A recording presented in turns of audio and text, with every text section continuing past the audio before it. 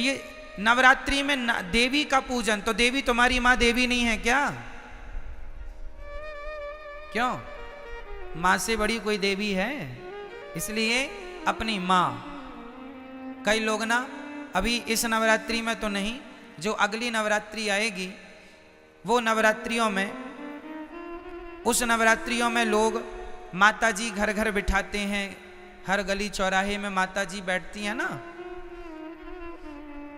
हम कहते हैं कि आप मिट्टी की माता जी बनवा के बिठाते हैं, अच्छा है, सम्मान कीजिए, श्रद्धा रखिए, अच्छा है, सब ठीक है।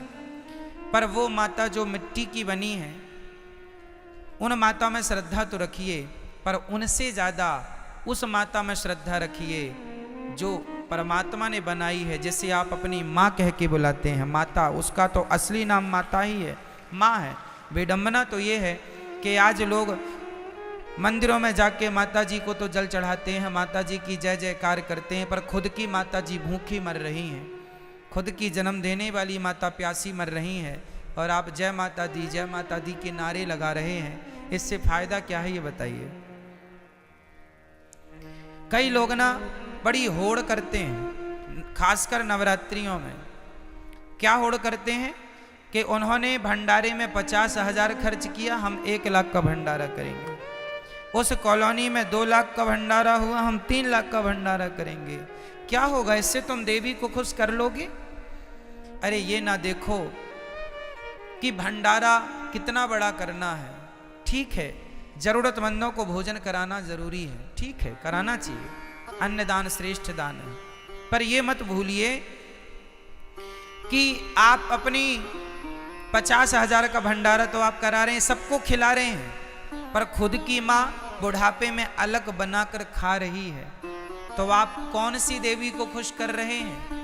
क्या आपके इस व्यवहार से आपकी खुद की माँ भूखी मर रही है और आप सबको भरपेट भोजन कराएं, क्या आपके इस व्यवहार से माँ भगवती प्रसन्न हो जाएगी? इसका विशेष ध्यान रखना चाहिए। और हम सभी को इंसानों को भगवान मानना चाहिए। किसको भगवान मानना चाहिए? हमारी माँ भगवान है, हमारे पिता भगवान है, हमारे पति भगवान है, हमारे गुरु भगवान है, हमारे अतिथि भगवान है।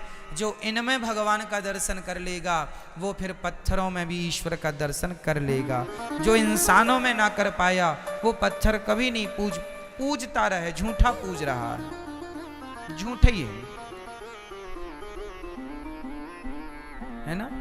कबीर जी लिखते हैं कि पाहन पूजे हरि मिले, पाहन मीन्स पत्थर होता, पाहन पूजे हरि मिले, तो मैं पूजू पहाड़, तासे तो चक्की भली, जो पीस खाए संसार।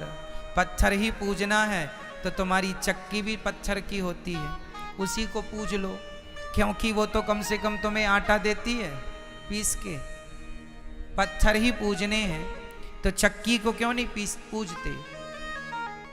तो पत्थर पूजने की बातें नहीं है हमारे सनातन धर्म में। हमारे यहां मंदिर बाद में बने हैं। सनातन धर्म की गहराइयों को समझना पड़ेगा। कई लोग कहते हैं सनातन धर्म में तो पत्थर की पूजा होती है। ना जी, हमारे यहां पत्थर की पूजा नहीं होती। किसकी पूजा होती है वो मैं आपको आज स्पष्ट कर देता हूं। सुनो, हमारे वेद कहते हैं, पहला वाक्य है मातृदेवो भव, पितृदेवो भव, आचार्य देवो भव, अतिथि देवो भव। ये 4 वाक्य वेद का पहला मंत्र है। ये वेद यहां से शुरू होते हैं। पहली आज्ञा वेदों की क्या है? मातृदेवो भव, मां को भगवान मानकर सेवा करो, ये वेदों की पहली आज्ञा है। पिता को भगवान मानकर उनकी सेवा करो, ये वेद की दूसरी आज्ञा है। अतिथि को भगवान मानकर सेवा करो, ये तीसरी आज्ञा है। और गुरु को भगवान मानकर सेवा करो, ये चौथी आज्ञा है। अब सोचो, ध्यान से समझना, जो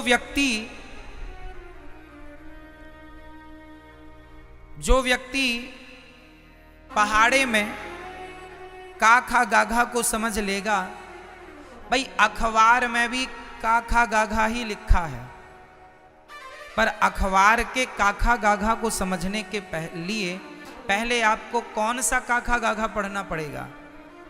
स्कूल में जाकर, स्कूल में हमें बुक मिलती है, उसमें जो काखा गाघा लिखा है उसको पहले मास्टर जी समझाते हैं। जब आप स्कूल जाके काखा गाघा समझ लेंगे तो फिर अखबार का काखा गाघा समझ में आ जाएगा। यदि स्कूल में काखा गाघा समझ नहीं पाए तो अखबार आप पढ़ नहीं पाएंगे। अखबार पढ़ने के पहले आपको स्कूल जाके पढ़ना पड़ेगा। जो स्कूल ना जा पाए, जो नहीं पढ़ पाए, वो आज भी अखबार नहीं पढ़ पाते। क्यों जी? सत्य है। अखबार पढ़ने के पहले क्या पढ़ना पड़ेगा? स्कूल में जाके आपको अपनी शिक्षा पूरी करनी पड़ेगी, तब कहीं जाकर हिंदी का बोध होगा, तब हिंदी का अखबार पढ़ पाएंगे। इंग्लिश का बोध होगा, इंग्लिश का अखबार पढ़ पाएंगे। उर्दू का बोध होगा, उर्दू का अखबार पढ़ पाएंगे। अखबार पढ़ने के पहले कुल मिला के आपको पहले स्कूल जाना पड़ेगा। क्या ये बात सत्य है? बोलो हाँ या ना। उसी तरह जैसे स्कूल में काखा गाघा समझ लिया एक बार, उसके बाद दुनिया में कहीं काखा गाघा लिखा हो हम तुरंत समझ लेंगे। और स्कूल में नहीं समझा तुमने काखा गाघा तो फिर जमाने में लिखा तो है, तुम समझ नहीं पाओगे कि लिखा क्या है। आप देखो यहां बहुत कुछ लिखा है, कौन समझ पाएगा? जिन्हें अक्षरों का ज्ञान है। ज्ञान ही नहीं है, 52 अक्षर का कोई ज्ञान नहीं है, नॉलेज नहीं है, तो लिखा तो बहुत कुछ है, कहां कोई पढ़ पा रहा है।